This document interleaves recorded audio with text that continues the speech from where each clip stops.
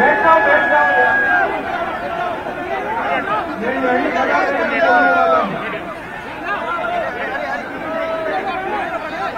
बैठ जाओ भाई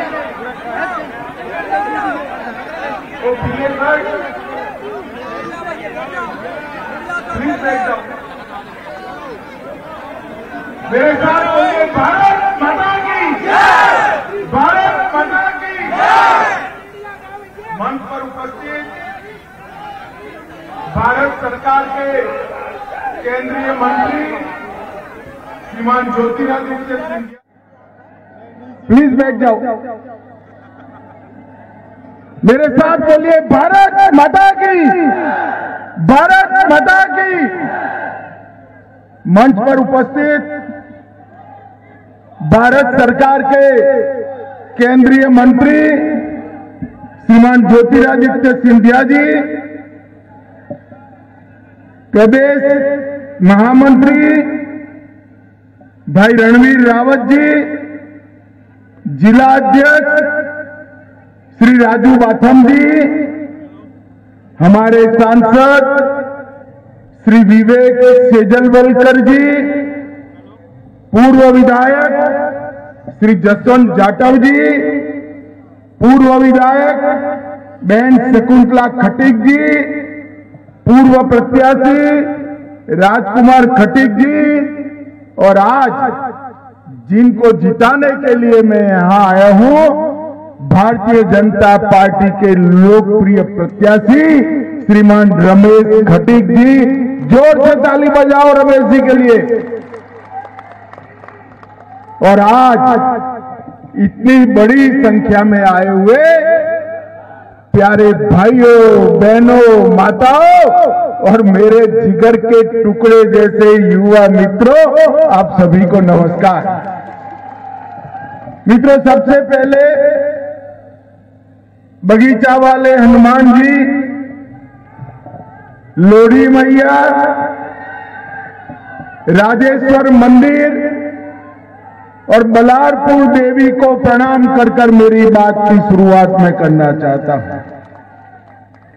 मित्रों, ये स्थान है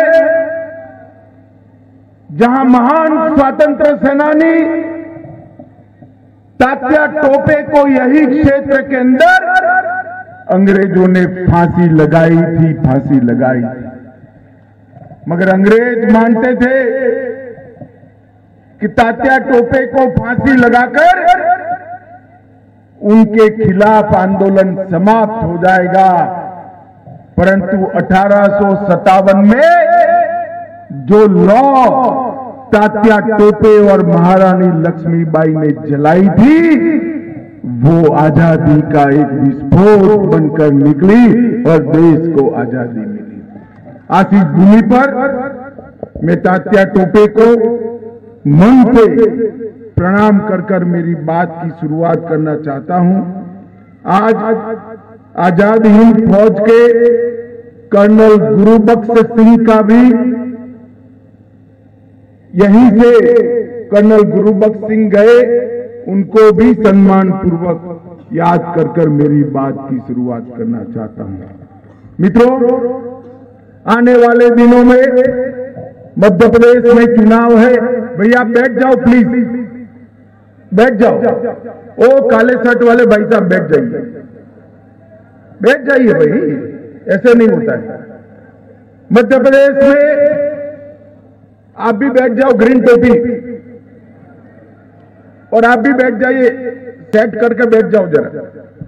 मध्य प्रदेश में आने वाले दिनों में करेगा कि मेरे भाइयों बहनों को एक वोट देना।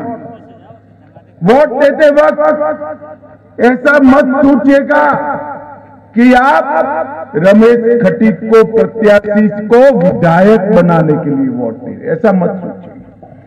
आप किसी को मुख्यमंत्री बनाने के लिए, भाजपा सरकार बनाने के लिए वोट दे रहे हैं, ये मत देखना। आप वोट देते वक्त ये देखना कि बीमारू राज्य में से बेमिसाल राज्य जिसने बनाया, वो डबल इंजन सरकार को चालू रखने के लिए वोट।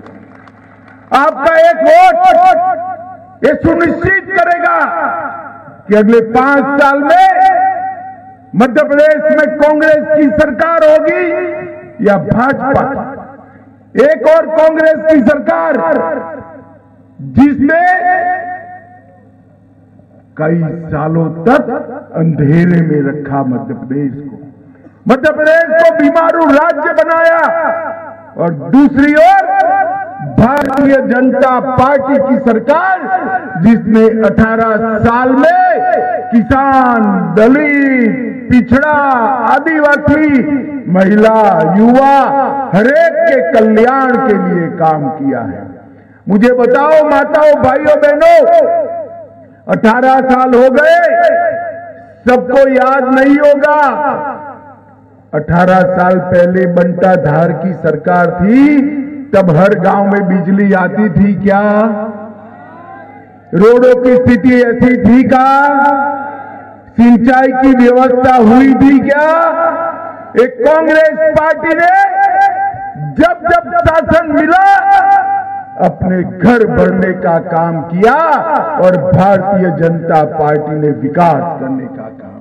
मैं आज यहां से कमलनाथ को कहने आया हूं, जरा भी हिम्मत है तो मेरी बातों का जवाब देना।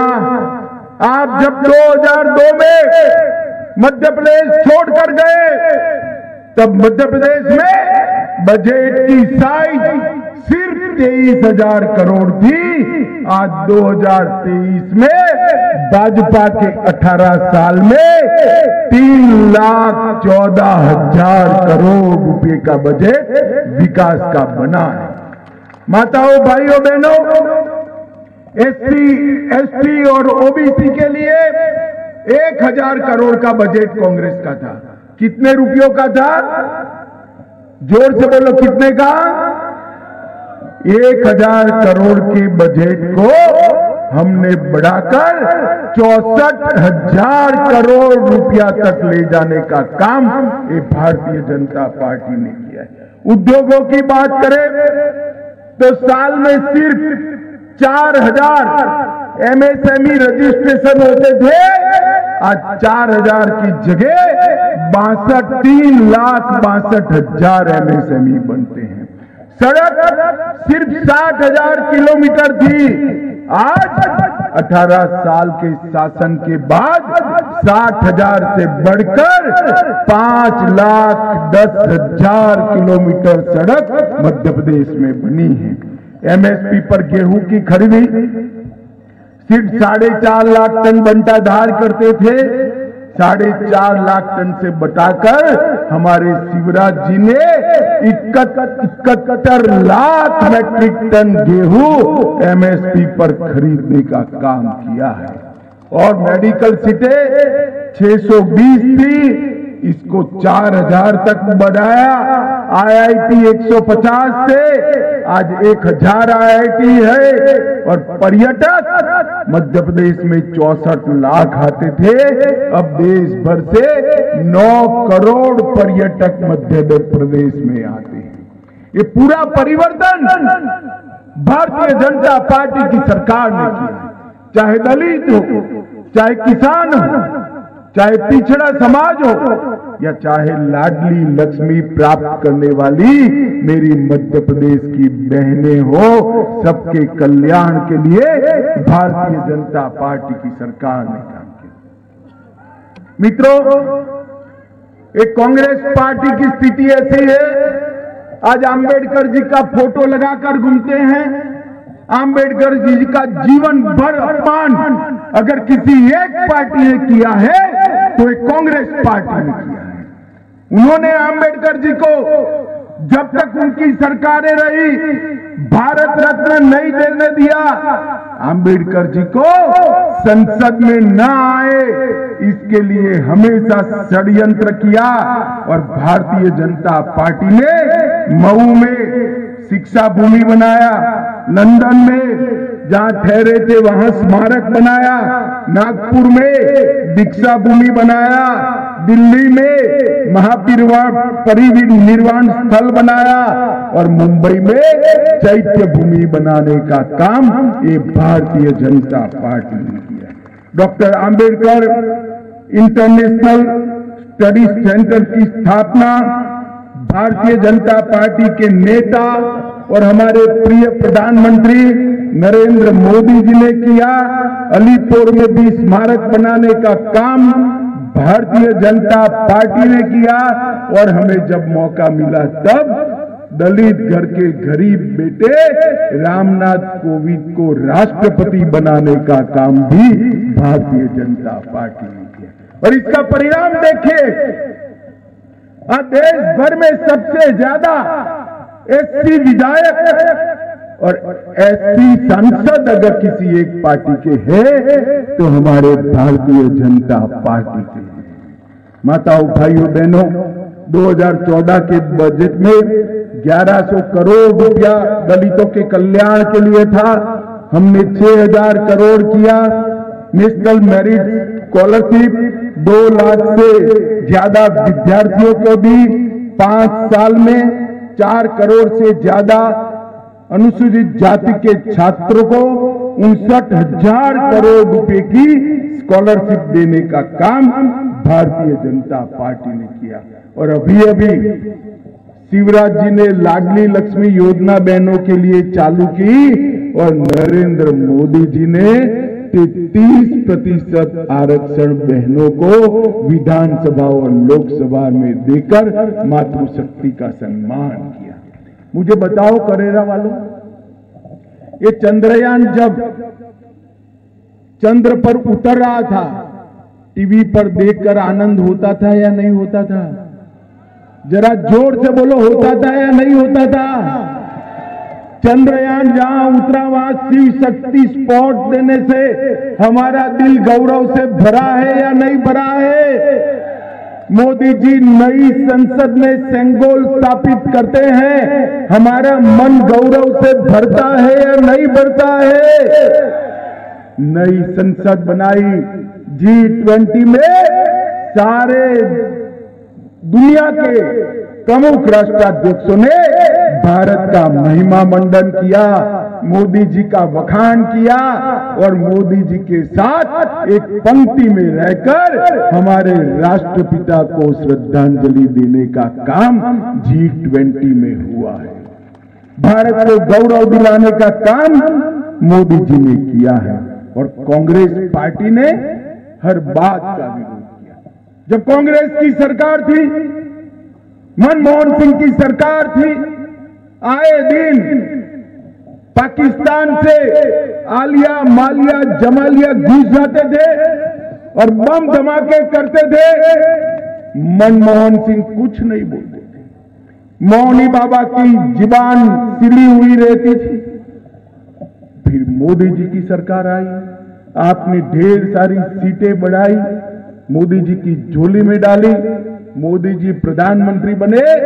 पुलवामा और उरी में पाकिस्तान ने गलती कर दी, 10 ही दिन में पाकिस्तान के घर में घुसकर सर्जिकल स्ट्राइक और एयर स्ट्राइक करने का काम नरेंद्र मोदी जी ने देश की सीमाओं को सुरक्षित करने का काम किया है।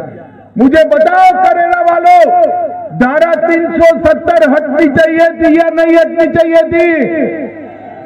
अरे जोर से बोले, कश्मीर हमारा है या नहीं है? 70 साल से एक कांग्रेस पार्टी एक अनोरस संतान की तरह धारा 370 को अपनी गोदी में खिलाने का काम करती थी। मोदी जी ने एक दिन 5 अगस्त 2019 को धारा 370 को उखाड़ कर फेंक दिया और हमेशा के लिए कश्मीर को भारत का अटूट हिस्सा बना दिया। और उस वक्त एक कांग्रेस पार्टी के नेता राहुल बाबा, जानते हो ना राहुल बाबा को? अच्छे से जानते हो ना? ये राहुल बाबा कहते थे धारा 370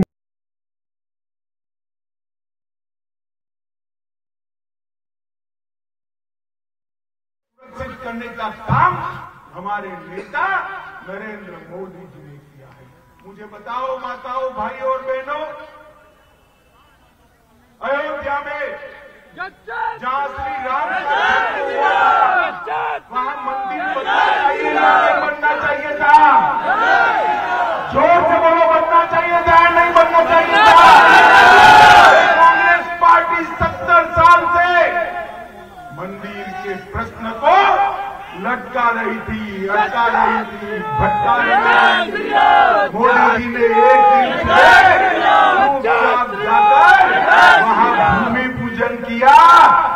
मैं तो निमंत्रण देने आया हूं आप लोगों को 22 जनवरी को वहां पर प्राण प्रतिष्ठा होने वाली है।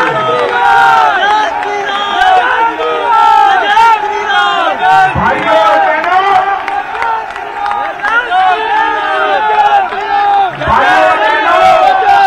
एक करेला की ऐतिहासिक भूमि से मैं राहुल बाबा को जवाब देना चाहता हूं। 2019 में मैं पार्टी का अध्यक्ष था। राहुल बाबा पूरे देश में गदर मचाते थे, मंदिर वहीं बनाएंगे मगर तिथि नहीं बताएंगे। राहुल बाबा का तिथि सुन लो,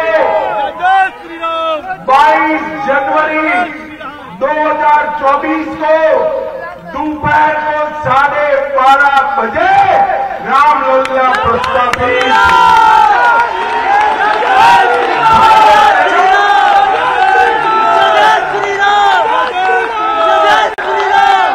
भाइयों और बहनों, सिर्फ अयोध्या मंदिर नहीं, उज्जैन में महाकाल लोक बना, काशी विश्वनाथ का कॉरिडोर बना, सोमनाथ का मंदिर